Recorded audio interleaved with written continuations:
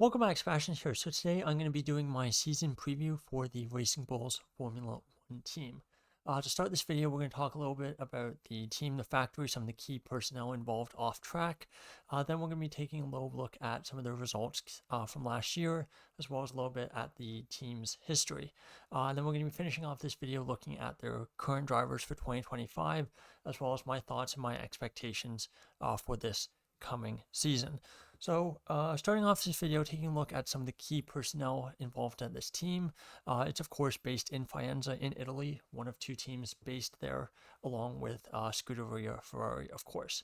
The CEO of the team, Peter Bear, team principal Laurent Mekies, who of course was previously involved with Ferrari.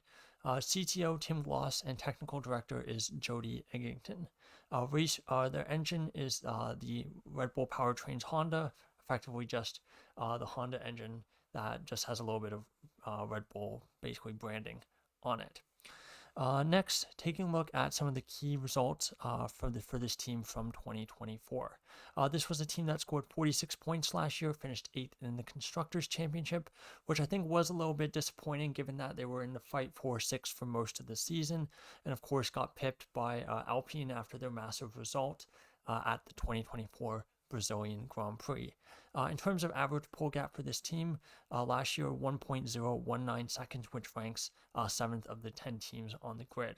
And their average minimum finishing position, which is a stat I like to use to kind of for race pace, it was 10.25, which ranks 8th. So again, that does match up with where they ended up finishing in the Constructors' Championship.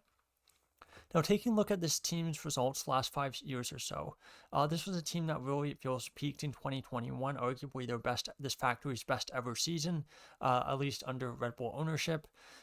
You can make an argument for 2008 being slightly better, but of course that was almost 20 years ago now. You can see though when we got the new regulations 2022 on this graph, the results got a lot worse, and they've basically been kind of steady around there. The qualifying pace has actually got a little bit better in 2024 compared to 2023, but the race pace has been pretty consistent 2022 until now. So again, it will be a real challenge, I think, for this team to really improve upon that, given that this is the last year of a steady set of regulations, and it's pretty clear that this team has proven that they don't really have the best handle on these sets of cars, kind of the way they did with the pre-2022 regulations. There was some hope at the beginning of last year that taking more parts from Red Bull would mean that the car would end up being a lot quicker and perhaps challenge for 5th in the constructors, but that never really materialized last year. So again, I don't think there are super high expectations for this team in 2025. Now, when you taking a look at this team's history, looking at the drivers who have raced the most Grand Prix for this team, not a surprise, Pierre Gasly tops the list with 96 Grand Prix. Second, Daniil Kvyat, 89. And third, one of their two current drivers, Yuki Tsunoda, with 87 Grand Prix. So assuming he finishes the full season with the team, he will pass Gasly for first all-time in this list. Fourth, Ricciardo with 64, fifth, Verne with 58, sixth, Sainz with 56, seventh, Buemi 55, eighth, Alguersuari 46, ninth, Liuzzi 35, and 10th, Scott Speed with 28. This list does only include basically this team when it was owned by Red Bull, so it does not include results for when they were minority, of course. When you look at points, not a big surprise, Pierre Gasly on top there, 269 points, second, Sainz 112, third, Tsunoda 91. I would be very, very surprised if Tsunoda gets up into first place this year. I think second place is possible, but first definitely almost certainly not happening.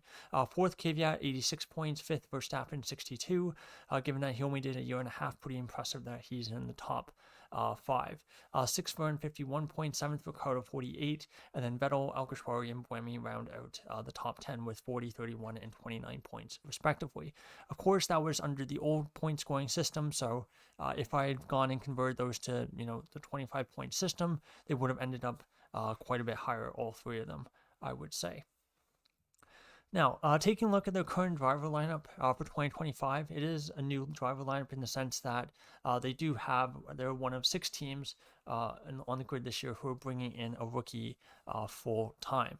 So their lead experienced driver Yuki Tsunoda from Japan. He's 24 years of age at the start of the season, and this is his 5th full season in Formula One. 87 starts, like I said before, and 91 points in his career. Career best in the Drivers' Championship is 12th, and he achieved that result this past season, 2024. Joining him at the Faenza team this year is rookie Isack Hadjar, who makes a step up from Formula 2. If you want to, hear more about Hadjar and about his junior career, I'll link the video up above where I talked about, his junior results, I think a couple weeks ago as of this point. Of course, this is his first season in F1, so no starts, no points, and no career best. And he was not one of the few drivers who made his, rookie debut in the past year or past, 2 years in Lawson's case. So again, no real results in F1 to speak of. Now, looking at my race and quality model predictions, this is, it's predicting that this is going to be one of the more lopsided F1 battles. Now, I do think that both the quality model and the race model do overrate Yuki Tsunoda a bit. Partially because I think the results that he was able to achieve against Daniel Ricciardo really kind of skewed things quite a bit.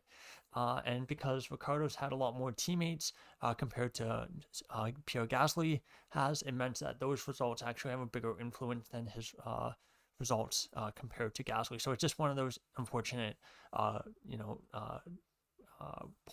weird points of the model, but nonetheless, let's discuss these results. So modified race score for Tsunoda 2.03, for Hadjar negative 0.33. So this is in the midfield, using the midfield model. So it's basically on the expectation that this team gets 100 points. Bit optimistic, but for the purposes of this video, I think it's just fine.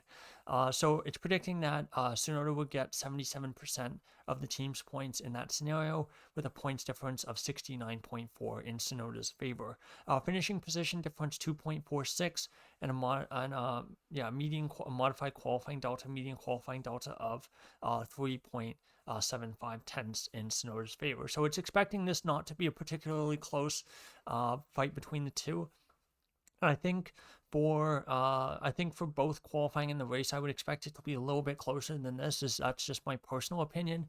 But I do think that if Hadjar had a really, really rough rookie season, these results that the model is presenting are not too far outside the realm of possibility. I think if Hadjar Tsunoda was similar to Albon and Sargent, just as an example, those qualifying results, those race results would be kind of pretty similar to Albon and Sargent. So again, I think for the team, I think it's just going to be a lot of, interest to see how Hadjar does. I do think, however, he is probably one of the least hyped of the 6 rookies coming in this season. So I do think there'll be a lot less media attention on him than there will be on, say, Lawson or Antonelli, simply because they're running in front-running teams, or even Bortoleto. But that's simply because Bortoleto, of course, won F2 this past season as a rookie. So I think as well for RB, for Racing Bulls and their 2 drivers, I think there are going to be a couple interesting storylines to follow this year. First is that Yuki Tsunoda is out of a contract at the end of the season, and Hadjar technically is as well.